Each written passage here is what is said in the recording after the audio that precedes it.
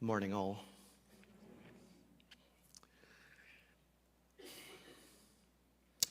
May the words of my mouth and the meditation of my heart be pleasing to you, my God. Jesus was a problem. He was a threat. He was not a threat to the Roman Empire. He was not a threat to the political and military powers of his day, but he was a threat to the religious leaders of his own people. The Gospel of John tells us in chapter 11 that the religious cabal of the Jerusalem temple decided to eliminate Jesus, and he tells us why. After Jesus raised Lazarus from the dead, many people in the JTA, the Jerusalem greater area, they began to believe in Jesus. They began to put their faith in Jesus, and that was a problem for the religious mafia in Jerusalem. They called an emergency meeting of the council to discuss the Jesus problem. Folks, what are we going to do with this man? This is an issue that needs to be dealt with. This fellow Jesus is performing all kinds of wonderful miracles, and all the people are running after him. If we let this go unchecked, in no time the whole people will end up believing in him, and the Romans will bring their army, and they will come and destroy our temple and our nation. And then Caiaphas, the high priest, stood up and said, "My friends, this problem has one solution. It is better for one man to die for the whole people than for the whole nation to be destroyed." And that was it. That was their rationale. That was the reason. They were jealous and they were afraid of him. This man Jesus was a threat to their power and to their interests. You see, Jesus was a charismatic, anointed, powerful prophet. And what were they? They were nothing but religious, professionals of religion. So if the people believed in Jesus, if the majority of the people came to believe in Jesus as the source of divine revelation, they would lose their power as the official brokers of religious truth. If Jesus attracted too much attention from the Romans, their status and the basis of their power and their influence would be compromised or perhaps even destroyed. So that was a problem for them. That is why. That was the rationale. That is why they conspired with Judas and they arrested Jesus in the middle of the night and they ran this overnight sham trial. It kind of reminds me of how political change sometimes happens in Panama, where I came from. In the middle of the night, they ran this sham trial. They convicted him, and they brought him to the Roman governor for execution. Jesus was rejected. He was rejected by his own. He was rejected by the leadership of his own people. And they rejected him. They rejected Jesus because he was a threat. He was a threat to their status. He was a threat to their power. He was a threat to their interests. They effectively said that day, we reject the claims of this man. This man is an impostor. This man is not our Messiah. This man is not our king. We have no king but Caesar. And the only authority that we acknowledge is the one that comes from military power.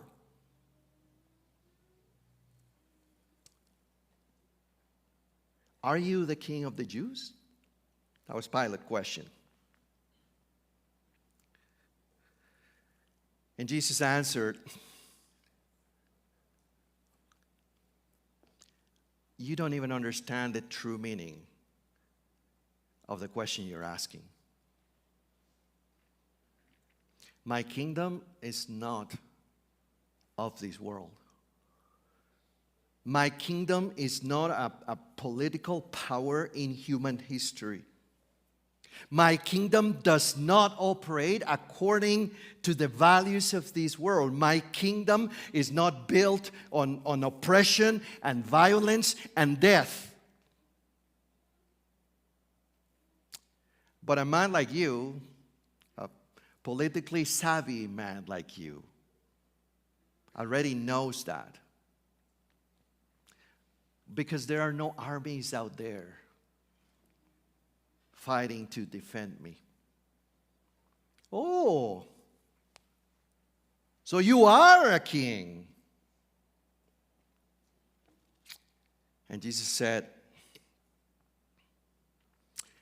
I didn't come to replace Roman power with Jewish power. I have come to give witness to the truth. I have come to uphold the truth. I have come to reveal the truth.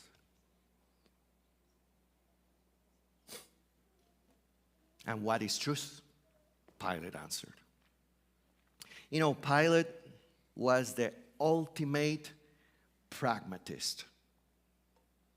He was not interested in big philosophical or theological questions about the nature of truth and God and the meaning of life. He didn't have time for that. He was a practical guy. And he realized that Jesus was not a threat, a real threat to the Roman Empire.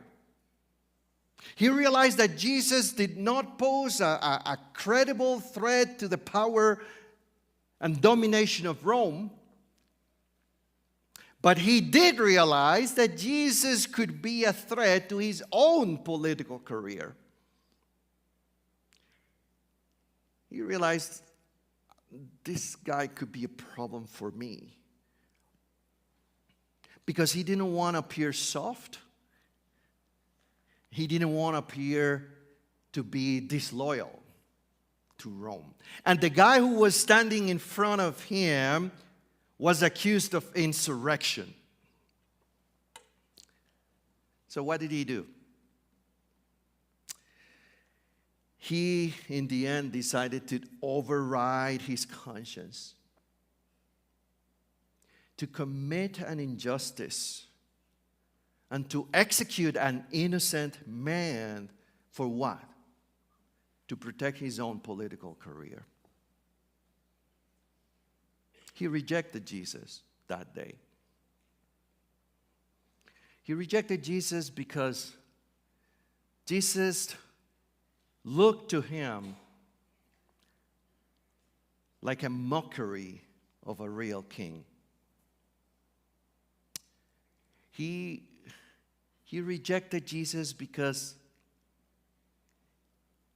he didn't think that Jesus was somebody he should take seriously. And he rejected Jesus because Jesus could turn into a stain in his political career. So he handed Jesus over to the soldiers. And the soldiers had a field day with Jesus. They stripped him naked and they flogged him and they twisted the crown of thorns and put it on his head. They spat on him. They mocked him.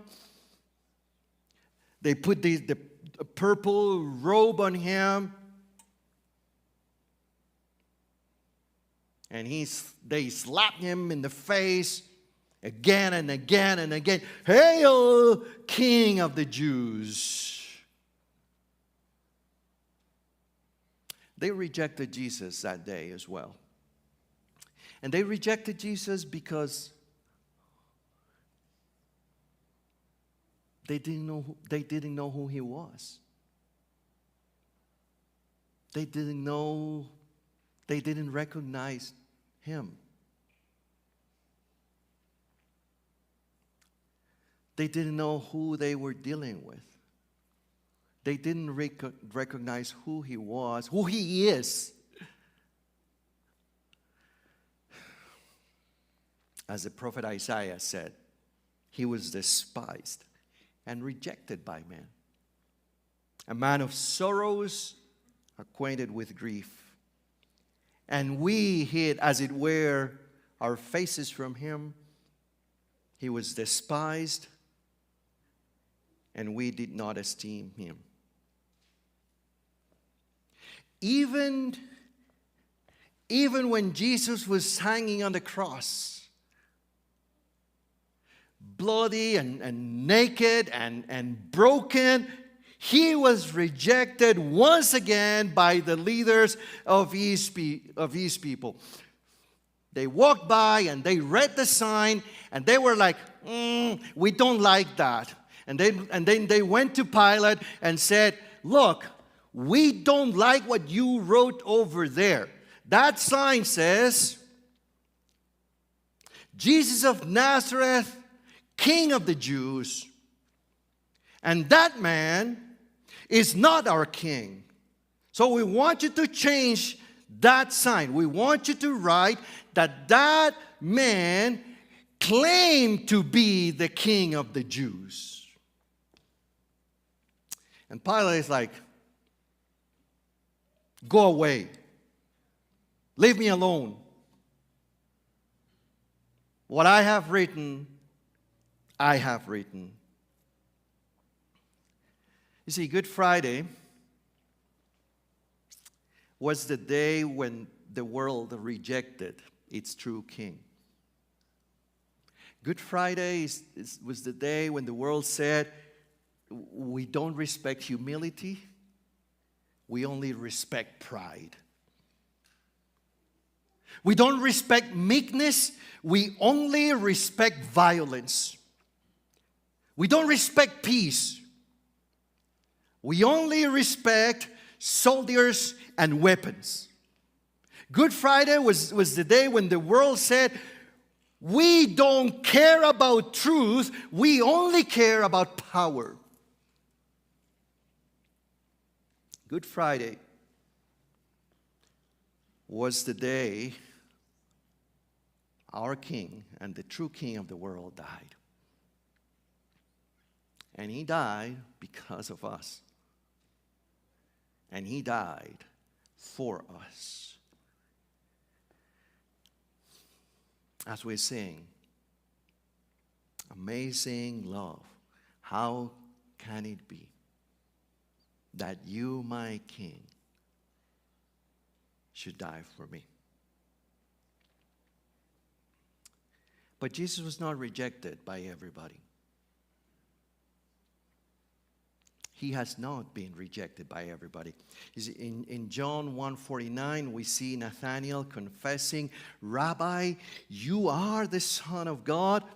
You are the King of Israel. And for the Gospel of John, for the Apostle John, the world is divided between those who reject Jesus and those who acknowledge Jesus as King. The difference between life and death, the difference between light and darkness, the difference between mere biological existence and abundant life, the difference between eternal life or eternal darkness is the difference between those who acknowledge Jesus as King and those who do not.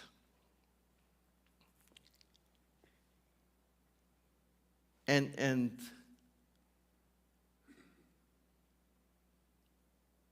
the church, that is why we're here today. Because the church is a community of those who acknowledge, who accept, who embrace, and who proclaim Jesus as King. Yeah, that's why we're here today. Because we are the community of those who accept and embrace and proclaim and exalt Jesus as King.